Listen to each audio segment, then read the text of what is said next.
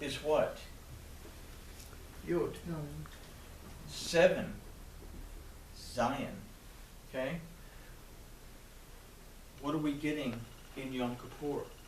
That through looking at ourselves, through doing it through the Word, we are receiving the truth, power, and the ability of Yahweh Elohim for us to find our rest, receive our protection and our nourishment through His Word on this very special day. And what are we doing? 10 times 7 is 70, which equals iron. What are we doing all this for? So that it'll affect our perception, so that we can perceive where we are, what we need to adjust, make teshuvah, and say, I'm going to move forward. And this was kind of an interesting revelation, because it kind of came on the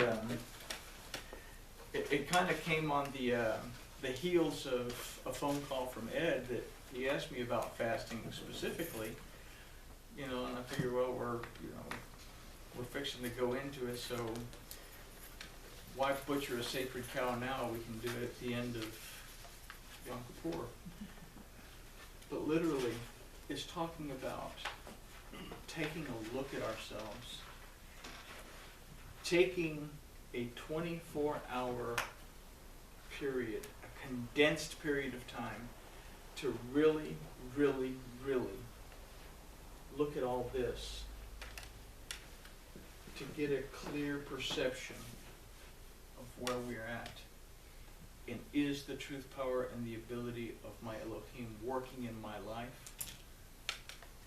Or am I struggling with my own power to bring my own deliverance? So this was Yom Kippur. What was their concept, that rabbi's concept or whatever, of saying, I mean, where was the information coming from that we're begging on this day? Because on Rosh Hashanah, okay, the idea of Rosh Hashanah is that the book of life is opened, and that Yom Kippur is the last chance that you get to be written in this book of life. So on this last day, you're afflicting yourself. Look at me, Elohim. I'm not taking a bath. I'm not going to shave. I'm not going to put on deodorant. I'm going to offend everybody that's around me. And I'm not going to eat anything. And I'm going to hold my breath until I turn blue. Please, please, please, I'm begging you, put me in the book of life.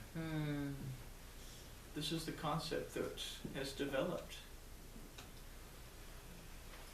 Hebrew tells us a different story. The Torah tells us a different story than what the Takanot of the rabbis tell us. Definitely tells us a different story of what the dogma of the church fathers tells us.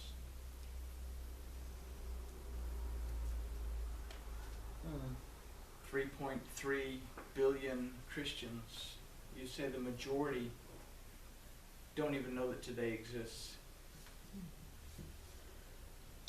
But we read in Torah that this is a what?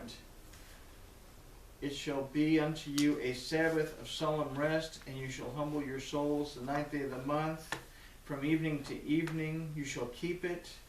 But he says, you shall do no manner of work. It is a statute forever throughout your generations and all your dwellings. Forever. So, if Yahshua tells the Pharisees, you can't understand me if you don't understand what Moses was talking about. He says you have to read the book of Moses.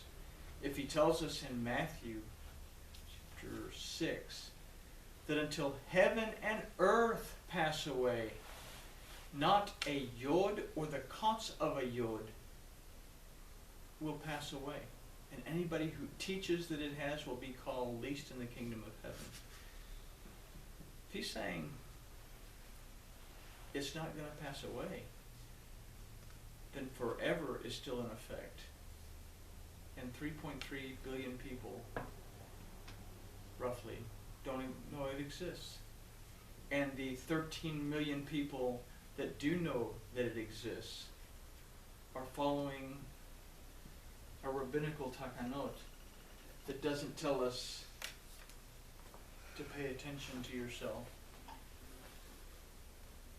So it all goes back to where are you? I was reading again in Matthew. I'm actually working on a project for you all again. I've gotten through the 7th chapter of Matthew, and I have kind of like the Torah.